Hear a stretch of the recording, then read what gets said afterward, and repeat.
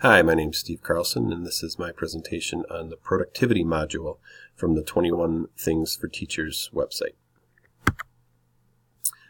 Within the productivity module, they had a variety of productivity tools for us to look at, play with, gain some expertise in. These included URL shorteners, online calendars, and document converters. Coming into this module, I was pretty familiar with some basic use of URL shorteners. I consider myself pretty fluent with the use of my online calendar at work. But the document converter was something that was brand new to me, so I was appreciative of the opportunity to gain that knowledge. Starting with URL shorteners, the three that 21 Things referenced, goo.gle, tinyurl, and bit.ly, are three of the most common URL shorteners that are out there. If you do a basic Google search or Yahoo search or whatever you want to use for your search engine and type in free URL shortener, you're certain to see these jump to the top of your results. The biggest difference to me with these different URL shorteners is the ability to customize the shortened URL that you're seeking to create.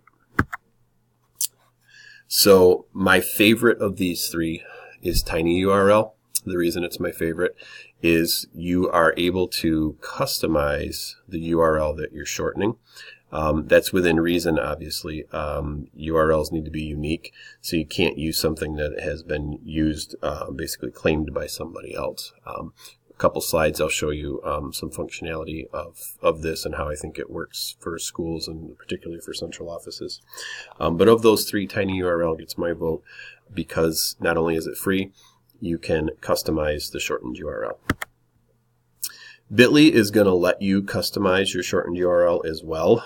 The one reason that I have it just slightly below tinyurl is it does require you to create an account. Fortunately, the account you create is free. So if you're playing around with Bit.ly and playing around with tinyurl and you find that you prefer Bit.ly, it's not going to cost you any money.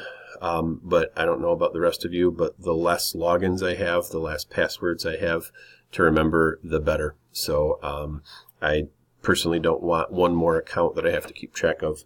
And if you want to customize the shortened URL within Bit.ly, you need to create an account.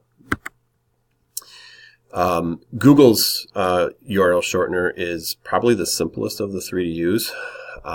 So if you're just looking for something really quick to shorten a really long URL, goo.gl might be what works best for you, but it's completely random and you don't have any ability to customize it. So whenever I am shortening a URL, it's usually for a pretty specific purpose, and it's going to take me a little bit of time. I'm not doing it in a big rush. So there's nothing wrong with goo.gle for URL shortening, except for the fact that you cannot customize the shortened URL. Central Office application is something we're supposed to look at in these presentations. And I think that the Central Office application of a URL shortener would be very similar to how I most commonly use them in my practice right now, and that is with surveys. Whether you create a Google form or use SurveyMonkey or another online survey tool, you probably want the ability to shorten that link as best you can.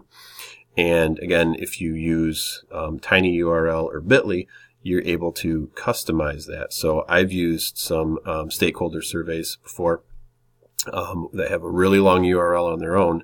You go into Bit.ly or go into tinyurl, and you might customize it to include something like SHS 2018. That is probably going to be unique. It's probably not going to be claimed by somebody else.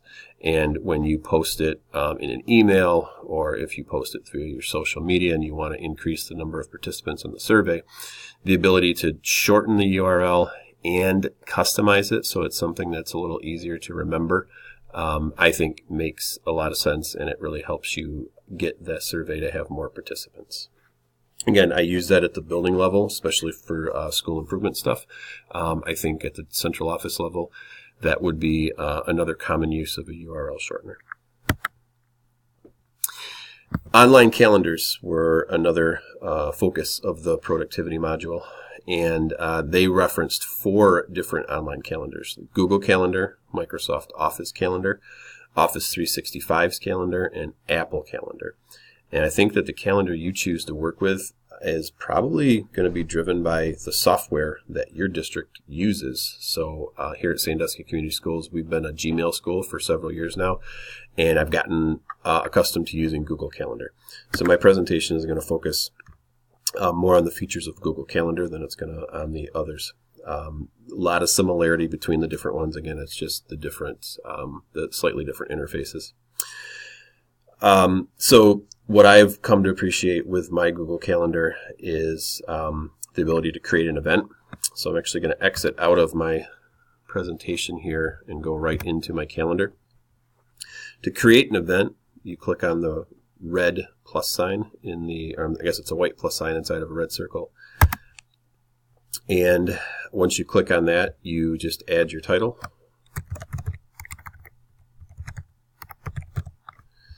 And you create it for whatever time you want to create it. You can add a location if you want.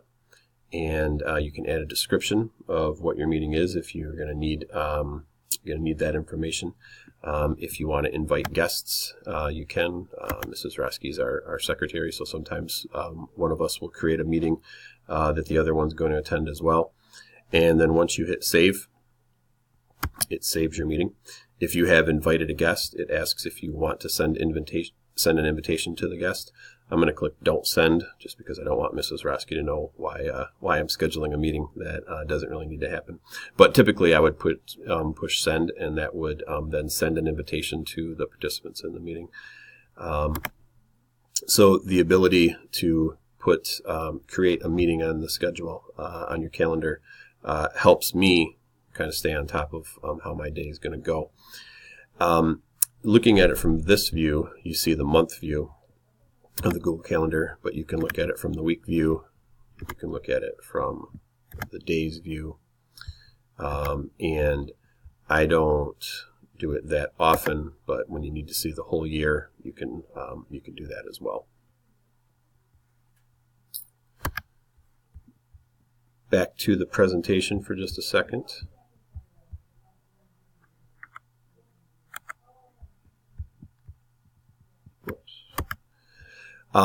Another feature that I like really well, and this goes into when you're creating an event, is adding a notification. So, once again, when you're creating your event, you can select Add a Notification to give you a notification or a reminder before the meeting starts. Pretty universally, I set a 15-minute notification for all of my meetings, and that's a good way because I have sort of an advanced feature of this. If you have these notifications, if your calendar is linked to your phone and your phone is set to get those notifications, then your phone will give you a little buzz or a little pop-up to remind you that you have a meeting coming up. So almost without exception, I put a 15-minute reminder on my events. But if you want more than that, you can add additional notifications. Occasionally, if it's something I need to have some prep work for, I might give myself a one-day reminder. So if I click Save on this, I'll get a notification one day before my meeting, as well as 15 minutes before the meeting. For really, really important stuff that I need to, like I said, do a lot of legwork for, some research, some homework for, I might set 3 or 4 reminders just so that I don't forget about it. An example might be a 1-week reminder along with a 1-day reminder, along with that 15-minute reminder to make sure I get where I need to be on time.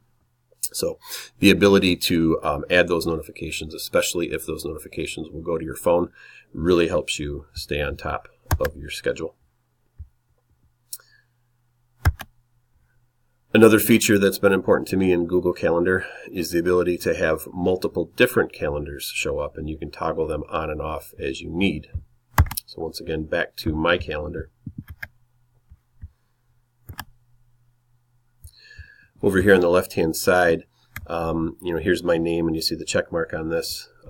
Probably easier if I go back to the month view. So what you see showing up here is mostly a product of my calendar. These various calendars here, these These are for a teacher who's invited me to their Google Classroom page. So that comes with getting access to the different class accounts. I toggle those off because I don't need to know what assignments are due in those classes like the students do. But these other calendars down here, I can click on and off at my leisure. These are all calendars that I have created, but there are other calendars that I've been invited to. And for instance, our district has a building use calendar. If I need to know if a certain room is available because someone wants to use it 2 weeks down the road, I can click onto that, and you'll see how much we use our building use calendar. I don't want to see that much in a given day. That's really going to overwhelm me and confuse some things.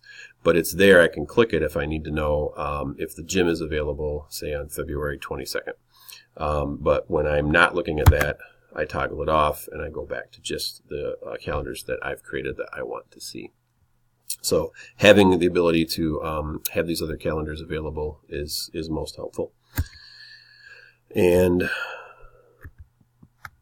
that gets me to the next feature I want to talk about, which is the ability to share the calendar with coworkers.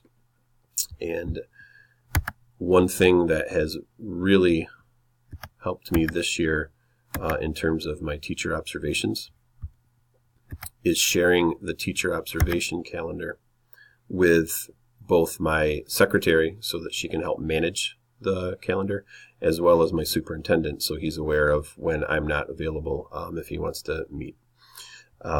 So when I share this calendar, and I'll show you how I do that, in the settings and sharings,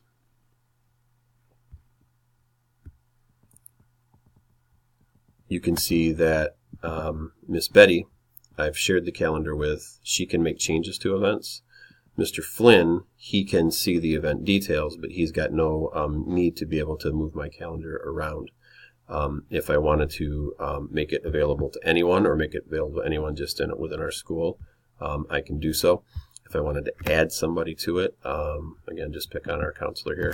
If I wanted my counselor to have access to this, I could send this to her. She would then be able to see my calendar show up. She'd be able to toggle onto it and off of it as she needs to or as she wants to. And again, you can set it so they can just see the details, or you can set it so that they have various levels of access.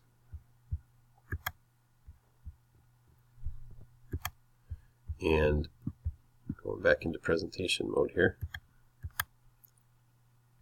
Whoops. The central office application here, again, I think is the same as my application as building principal. You schedule your day around your priorities. There's always going to be other people's priorities that you need to address. But when you have scheduled your day with your shared calendar with your secretary or assistant can help fit their priorities around yours. So you run your day, and the day doesn't run you. Lastly, the file conversion tool, Zamzar, I had never heard of before, but I actually used this to help me with the FERPA and HIPAA pre- and post tests that we were asked to do within the evaluation and assessment module. That test was a PDF. I was able to convert it to a Word doc, and then I was able to answer questions using my laptop's keyboard as a Word doc rather than having to print the PDF off and mark my answers for the pre and post test by hand. If I had needed to or wanted to, I could have then converted the Word doc back into PDF form for what I was using. I didn't need to do that, but I thought that would be something that might pop up from time to time. Again, I think the biggest time you would use this is when you have a PDF and you need to be able to edit it, so you want to get it into Word doc format.